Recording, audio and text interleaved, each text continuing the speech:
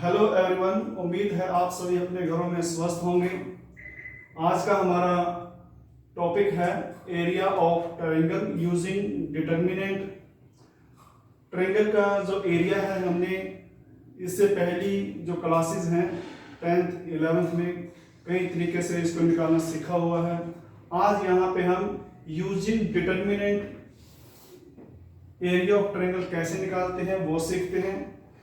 हमारे पास कोई ट्रायंगल होगी, जैसे उसके 3 वर्टिसेस गिवन होंगे, ए वर्टेक्स के कोऑर्डिनेट दिए होंगे, बी वर्टेक्स के कोऑर्डिनेट दिए होंगे, सी वर्टेक्स के कोऑर्डिनेट गिवन होंगे। तो एरिया ऑफ ट्रायंगल क्या होगा? एरिया ऑफ ट्रायंगल जो हमने यूज करना है ये है 1/2। आप यहाँ पे पहले 2 कॉलम तैयार करें, ए बी सी जो इसके वर्टिसेस हैं उनके कोऑर्डिनेट यूज करके x1 y1, फिर दूसरे पॉइंट के वर्टेक्स के कोऑर्डिनेट, फिर तीसरे पॉइंट के y3, और यहाँ पे जो थर्ड कॉलम है उसके सभी एलिमेंट्स 1 रख लेंगे।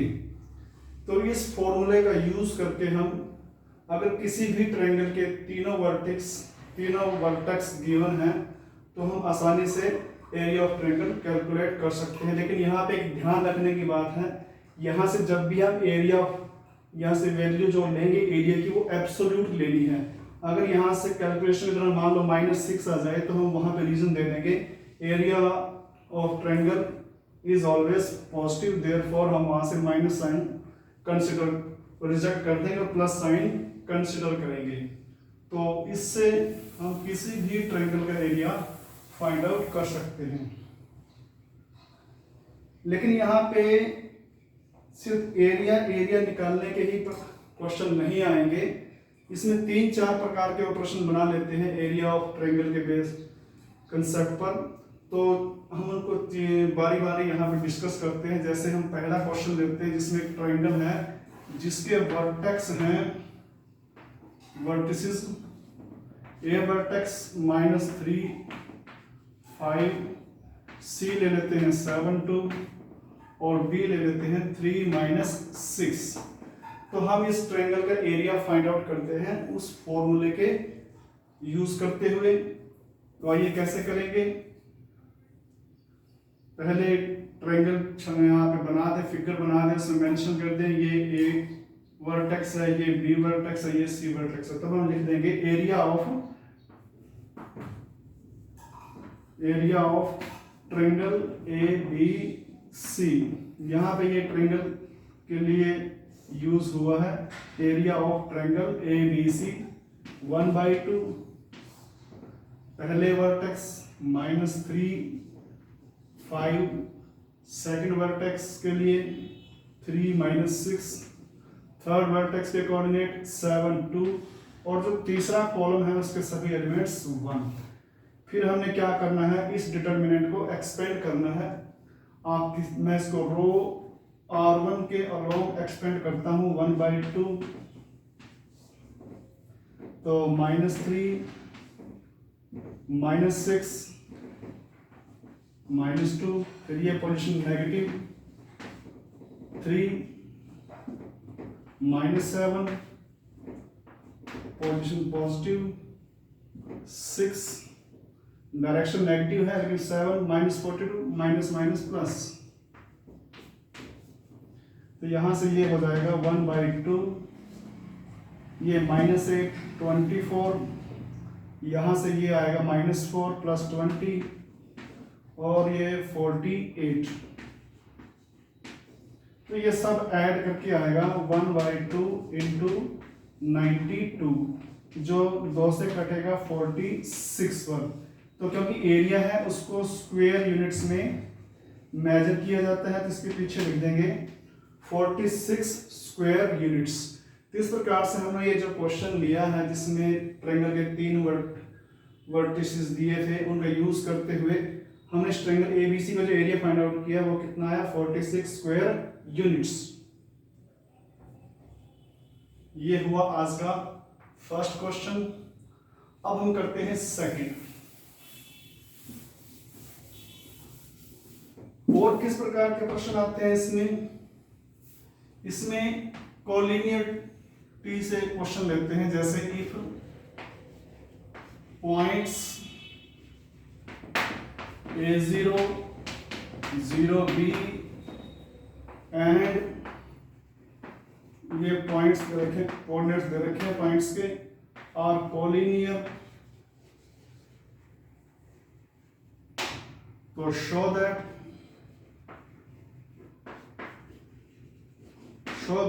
x और a प्लस y और b इज इक्वल टू 1। ये रिजल्ट हमें होल्ड करके दिखाना है।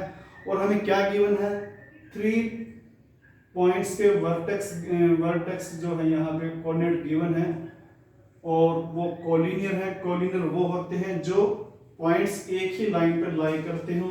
जैसे मान लीजिए ये तीनों पॉइंट्स इस लाइन पर लाई करते हैं, ये हमें A ले लेते हैं, इसको A0, इस पॉइंट को हम B ले लेते हैं 0B, और तीसरा पॉइंट जो है ये C ले लेते हैं x y। तो उसको सॉल्यूशन कैसे करेंगे, एक बार लिख लेंगे, let points given points, let given points B, इनको एक का, इसको हमने ए कह दिया, इस पॉइंट का नाम बी रख दिया, एंड और थर्ड पॉइंट का नाम रख दिया सी। अब इन पॉइंट्स में क्या खास बात है, ये कोलिनियर है, since points A B and C are collinear. जब पॉइंट्स कोलिनियर होते हैं तो एरिया ऑफ ट्रायंगल क्या आएगा, एरिया ऑफ ट्रायंगल ABC, ये ट्रायंगल बनाते ही नहीं है, एक लाइन के ऊपर कोई जो ट्रायंगल ही बनती ही नहीं, तो एरिया क्या बनेगा इनका 0। तो यहां से using formula 1/2 first coordinate A0, second 0B, third XY और 1 1 1 इज इक्वल टू 0। ये 2 क्रॉस मल्टीप्लिकेशन में वहां पे मल्टीप्लाई कर लेगा, यहां से इसको हम R1 के अलोंग एक्सपेंड कर देते हैं, A B माइनस y, ये करने की जरूरत नहीं है, प्लस 1, इसके लिए हमारे होंगे 0 minus bx is equal to 0 into 2। ये 2 कहां से आया, ये 1/2, ये 2 जो है क्रॉस में 0 के साथ हो गया। तो आगे जाके क्या होगा इस क्वेश्चन में, ये हो जाएगा AB माइनस AY, यहां से 0, ये 0, ये बचेगा minus BX is equal to, ये भी हो जाएगा 0। तो यहां से आएगा AB को भी दूसरी साइड कर देते हैं, माइनस AY माइनस BX बराबर माइनस AB, फिर माइनस कॉमन ले लेते हैं दोनों तरफ से, तो ये या यूं कहें माइनस से मल्टीप्लाई कर दिया मैंने पूरी इक्वेशन को। अब हम इस पूरी इक्वेशन को AB से डिवाइड कर लेते हैं, AY बटे में AB प्लस BX बटे में AB, यहाँ पे AB बटे में AB, तो यहाँ से ये A कटेगा, यहाँ से B कटेगा, यहाँ से ये 1, तो x के सॉरी यहाँ पे B कटा, तो x के बटे में A प्लस y के बटे में B इज इक्वल टू 1। इस प्रकार से हमारा ये रिजल्ट होल्ड हो जाता है। उसके बाद हमारा जो नेक्स्ट क्वेश्चन होगा वो होगा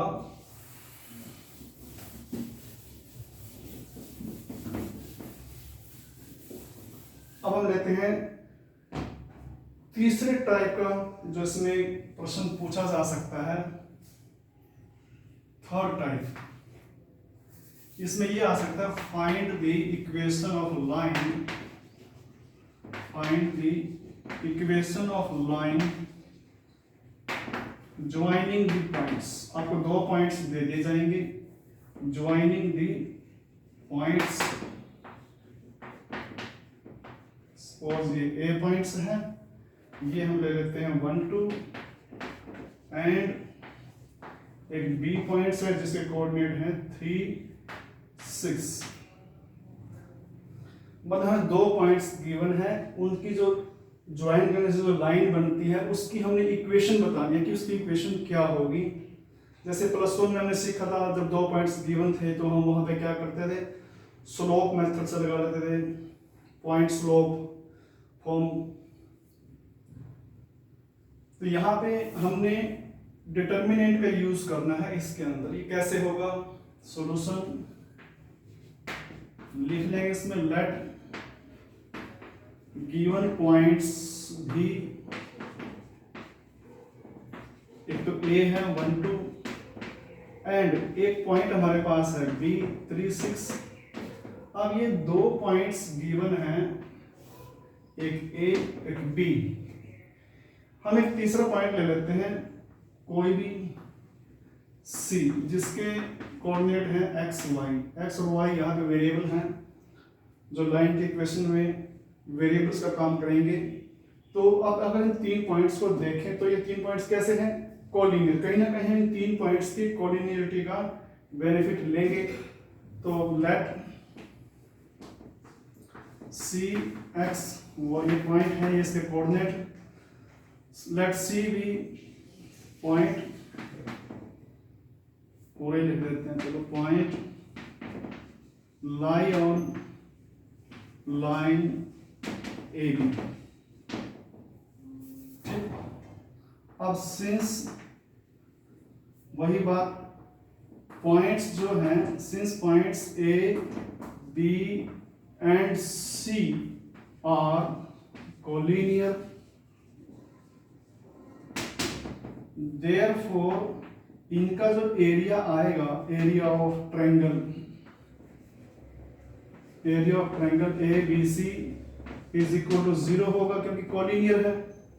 तो उस हिसाब से 1/2, जैसे यहाँ पे 1, 2, 3, 6 x y 1, 1, 1, इसको हम ले लेते हैं इक्वल टू 0।